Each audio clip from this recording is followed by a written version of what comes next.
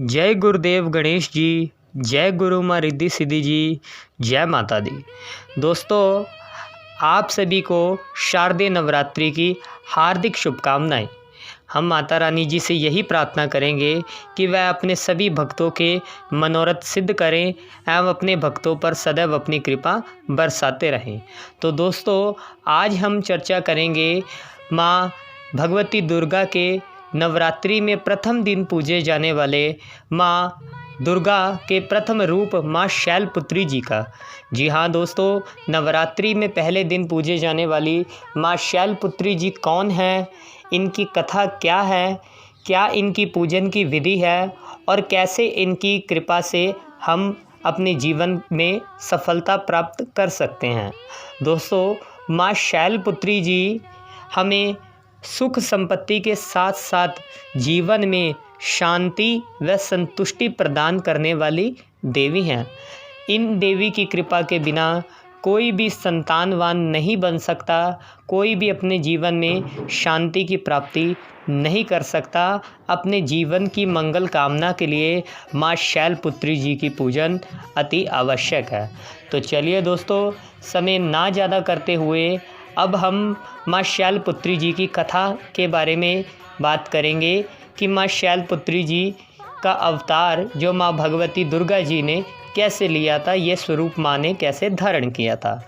तो दोस्तों, एक समय की बात है कि जब दक्ष प्रजापति जी ने कंखल में, जो इस समय हरिद्वार में है, वहाँ पर यज्ञ रचाया था, तो उस समय उन्होंने यज्ञ में सभी देवी देवताओं को बुलाया था। परंतु आप सभी जैसे जानते हैं कि दक्ष प्रजापति जी भगवान शिव का सम्मान नहीं करते थे, तो उन्होंने अपने जमाई भगवान शिव को यज्ञ में भाग लेने के लिए नहीं बुलाया था और ना ही अपनी पुत्री माता सती जी को बुलाया था। तो जब माता सती जी अपनी जिद करने पर भगवान शिव से बिना उनकी अनुमति के ज़बरदस्ती आज्ञा लेकर यज्ञ में पहुंच जाते हैं, तो अपने पति के लिए कोई आसन ना देखकर और अपने पति का अपमान देखकर माता सती जी रोते हुए यज्ञ कुंड में छलांग लगा देते हैं। तो जब उन्होंने यज्ञ कुंड में छलांग लगाई थी, तो उस समय भगवान शिव ने वीरभद्र का रूप धारण करते हुए दक्ष प्रजापति जी के यज्ञ को विध्वंस कर दिया था। तो उसके जन्म के बाद माँ सती जी जो प्रथम दुर्गा कहलाते हैं, उसके पश्चात अगले जन्म में माँ भगवती जी ने गिरिराज यानी कि हिमालय जी के यहाँ जन्म लिया था, माँ पार्वती जी के रूप में, जिन्हें हम आज प्रथम दुर्गा नव दुर्गाओं में से माँ शैलपुत्री जी के नाम से जानते हैं। जी हाँ दोस्तों, माँ शैलपुत्री जी को ही माँ पार्वती जी कहा जाता है। गिरिराज या गिरिराज की पुत्री होने के कारण माता गिरजा के नाम से भी पुकारा जाता है। तो दोस्तों, माँ शैलपुत्री जी की कृपा से अगर किसी के जीवन में बहुत ज़्यादा अशांति का भाव है, घर में सुख शांति नहीं रहती है, तो माँ शैलपुत्री जी की कृपा से आप वह शांति प्राप्त कर सकते हैं। आपको कहीं भटकने की ज़रूरत नहीं है, सिर्फ माँ शैलपुत्री जी की शरण में आने की ज़रूरत है। तो दोस्तों, ये तो थी माँ शैलपुत्री जी की कथा। अब हम बात करेंगे माँ शैलपुत्री जी की पूजन विधि के बारे में। तो चलिए दोस्तों, जानते हैं। सबसे पहले माता रानी जी के आप ध्यान मंत्र को श्रवण करें। अगर कोई ध्यान मंत्र पढ़ नहीं सकता, तो वो सिर्फ पूजन करते समय अगर ये ध्यान मंत्र वहाँ चला कर भी रख देगा, तो तब भी आपको पूजन का उतना ही फल मिलेगा। तो ध्यान मंत्र को श्रवण करें श्री गणेश करते हुए। सबसे पहले भगवान गणेश जी का ध्यान।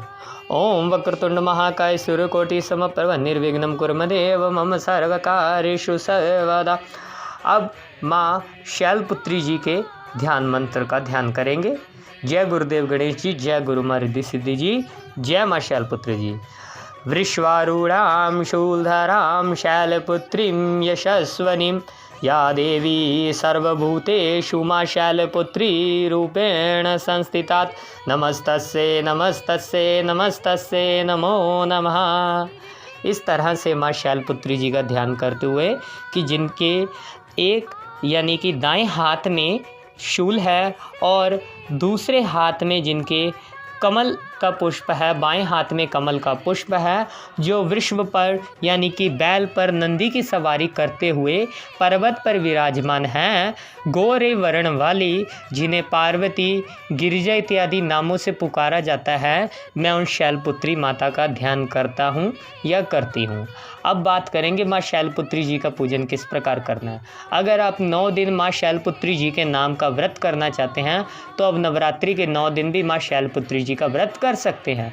व्रत की विधि बिल्कुल नवरात्रि के व्रत विधि की तरह ही है, बस वहाँ पर आपको नित्य प्रति माँ शैलपुत्री जी की ही आरती और पूजन आराधन करना है। अब बात करेंगे कि माँ को किस प्रकार से क्या चढ़ाना चाहिए। माँ को सफ़ेद या कमल का पुष्प अति प्रिय है, जैसे कि आप देख सकते हैं माँ के हाथ में भी वह सुशोभित है।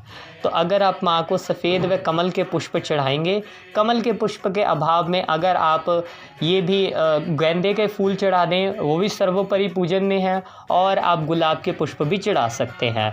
तो आप माँ को नैवेद्य का भोग लगाएं, फल इत्यादि आप चढ़ाएं, जो आपकी श्रद्धा इच्छा अनुसार आप चढ़ाएं। और माँ के अगर मंत्र का आप जाप कर सकें या दुर्गा सप्तशती या श्री दुर्गा स्तुति में से भी कोई अगर आप माँ शैलपुत्री जी का नाम लेकर जाप करते हैं, पढ़ते हैं, 9 दिन श्रवण करते हैं, तो आपकी मनोकामना अवश्य ही पूर्ण होती है। तो मंत्र की बात करेंगे, माँ शैलपुत्री जी का मूल मंत्र किस प्रकार है, तो मंत्र को ध्यान से सुने।